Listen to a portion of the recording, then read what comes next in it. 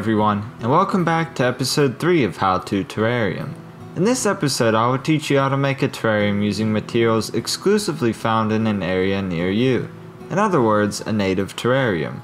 That being said, your terrarium will be totally unique to the area where you live. This type of terrarium is nearly free to make. All that you have to purchase is a container and some mesh. Unless you have spare materials, then this project shouldn't cost you a penny. Keep in mind that I live in western Pennsylvania. The plants in my location could be much different than yours. Don't hesitate to experiment with different plants and see how they adapt to a terrarium-like environment prior to making your final enclosure. To do so, simply use old jars for individual plants and let them sit for a few days. Don't get discouraged if your terrarium doesn't work out the first time. After all, you can simply go back into the woods and obtain more materials and repeat the process, with no cost to you at all. Plus, who wouldn't want to go exploring and build another terrarium? To build this terrarium, we mainly need items to gather our materials with. You will need things like plastic Ziploc bags.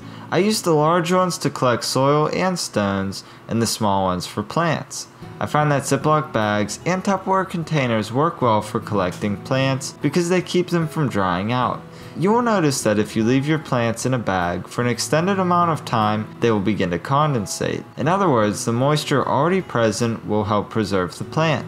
If you're concerned that your plants will dry out, you could also take a squirt bottle and mist them just after harvesting. You will also likely need a few Tupperware containers. I like these ones because they have compartments to section off various specimens from each other. You also may need a small garbage bag, a paper bag, and a backpack of some sort. The garbage bag is for anything large that we may find, such as sticks. I personally like to use paper bags for bark and twig samples, and obviously you need a backpack to carry all of these in. Optionally, you can take a spoon and a shovel to dig out plants if necessary. You will also need a container of sorts. As long as it holds moisture, you are in business. I personally prefer glass containers, but you can use whatever you can get your hands on. Also, you will need some fine mesh, similar to what is used in a window screen. If necessary, you could also use weed blocker. Now, let's go exploring. When looking for soil to put in your terrarium, I find that the best stuff is off the trail underneath of the leaves. See how it just kind of crumbles and it has a lot of different things in it, like dead leaves, little twigs, pieces of bark. That's what we're looking for. A nice mix, not just dirt. So what we're gonna do is get our Ziploc bag and I'm gonna fill it up with some dirt. If necessary, you can get soil from multiple places and mix it together. The cool thing about getting soil like this is that its composition is totally unique to the area where it's from. As usual, we're going to make ourselves a false bottom, so I found some rocks here that we can use to do that.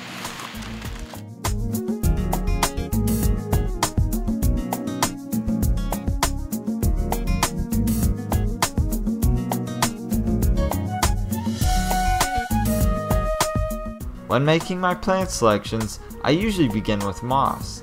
I like to take specimens that are growing in a moist spot so that they adapt to a terrarium environment faster. As you can see, I chose a variety of types, all unique in color and texture. A good variety will help your terrarium stand out and look more natural.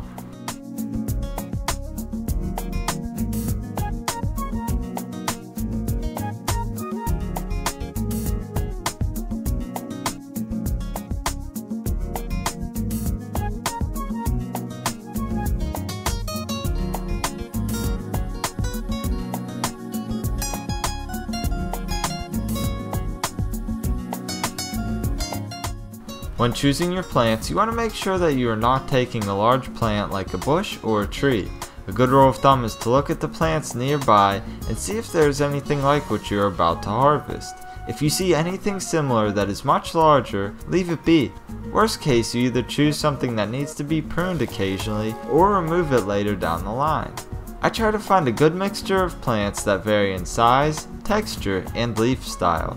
This will make your terrarium look unique and natural due to the variety of texture. Finally, you could use a shovel or spoon to dig out your plants. but I prefer to use my fingers as I like to feel for the base of the plant. Plus, most of these plants don't have deep root structures. As you're collecting your plants, also look for twigs and other items that will add a nice touch to your terrarium. For example, I grabbed a few twigs and acorn caps.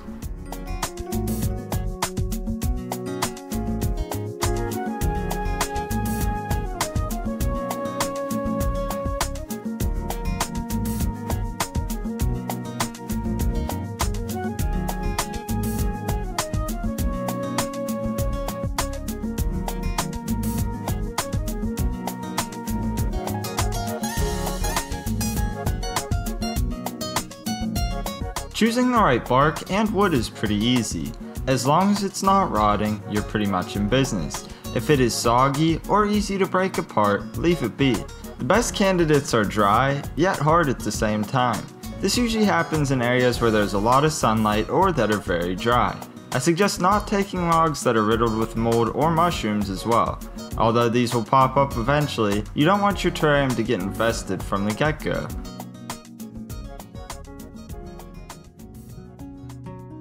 Alright, so now we're back, and before we start doing our terrarium, I just want to go over everything that we got. As you can see, I got a really nice selection of plants as I was looking. Found a lot of different types of mosses, some liverwort, lichen, little ferns, some grasses, all kinds of different stuff. Here's a selection of logs and bark and other accessories that I found as I was looking. As you can see, that log that I harvested, I cut it because there was no way it was going to fit in the terrarium as is. And this is a really great piece. It's pretty gnarly. It has a lot of different roots and things coming off of it, so it will make a really interesting piece. Here's the bark, which I have an idea of what I'm going to do with this, and you'll see once we start building. And I got all kinds of different little accessories, acorn caps. If you're going to use these, make sure it doesn't have the acorn in it anymore, otherwise you're going to end up with a tree. Different sticks, dried vines, and other miscellaneous pieces. Finally, here's the soil and the rocks that we obtained. As expressed earlier, whenever you're picking your soil, make sure that it's not mud or just, totally dirt. This is a good blend. It has sticks, leaves, soil, all kinds of different stuff in it, so we'll make a great terrarium mix. Much like the tropical soil that we make, it has to be a nice blend so that way there's good drainage, it retains moisture, all that good stuff. And we got our rocks, which these are larger than what I would typically use for a false bottom, but as the nature of this terrarium, we want to get everything from a local source, and this is what I could find, so let's get started. To begin, as always, we're going to start with our false bottom. Follow the link on the screen if you want to know more about this process. As you can see here, I have some screen cut out to the correct size, and all that we're going to do is add our rocks, put the screen over top of it, and then add the soil on top of that.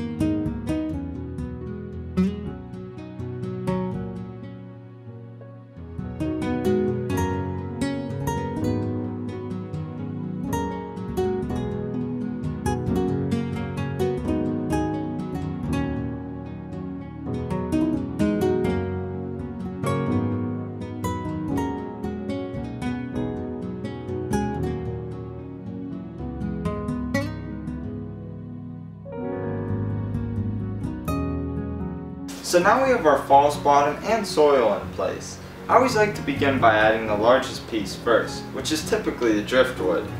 I'm not sure. Yeah, I'm gonna have to break some of it off to get it to fit in here.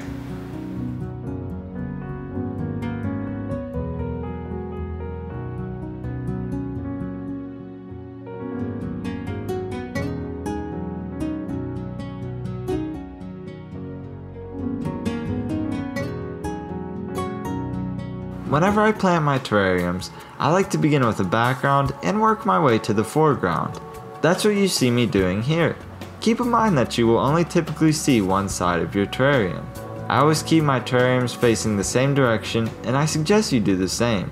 That's not to say that you should only make one side look good, but that you should try to create a defined landscape. Don't overthink this though, oftentimes simple is better. Also, don't be afraid to trim plants before you place them into your container. This will help stimulate new growth and make your job a little bit easier.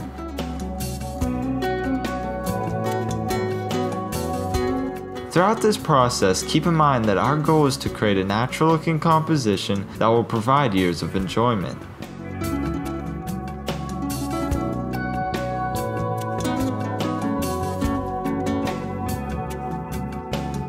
As you can see, I use various tools and my hands to plant. You can use anything you want, just be patient and take your time. My hands are relatively large, and I work around a small container pretty well. You can surely do the same.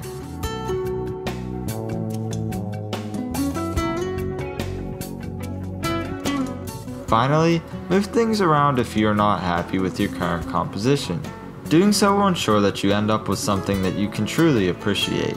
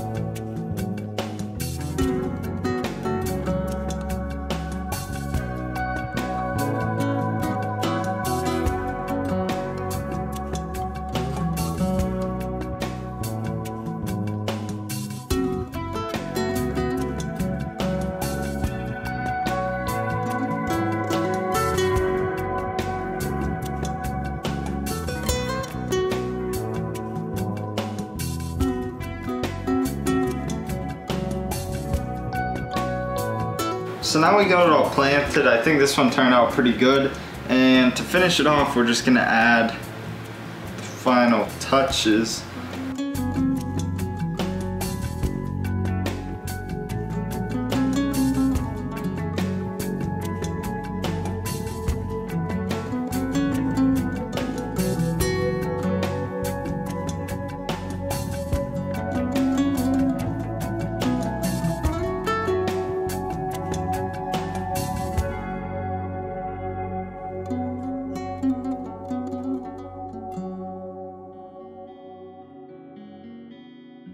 To complete our terrarium, we are going to mist it.